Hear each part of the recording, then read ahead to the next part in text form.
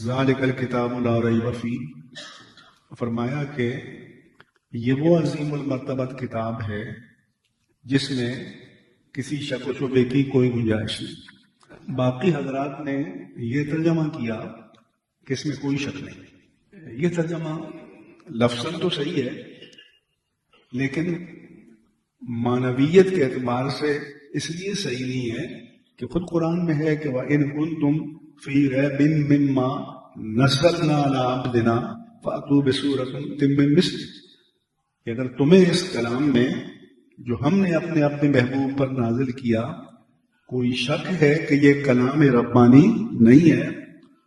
تو اس جیسی ایک صورت تم بھی بنا لاؤ، کیونکہ پھر تمہارے دعوے کے مطابق یہ بندے کا کلام ہے۔ لیکن یہ چیلنج قبول نہ ہوا، مگر یہ قرآنی آیات بتاتی ہیں کہ شک کرنے والے موجود تھے۔ اس لیے امام اہل سنت مجدد دین و ملت امام احمد رضا خان قادری محدث بریلی رضی اللہ عنہ نے ترجمہ کیا کہ یہ وہ عظیم المرتبت کتاب ہے کہ شک کی جا نہیں۔ یہ نہیں کہا کہ لوگوں نے شک نہیں کیا،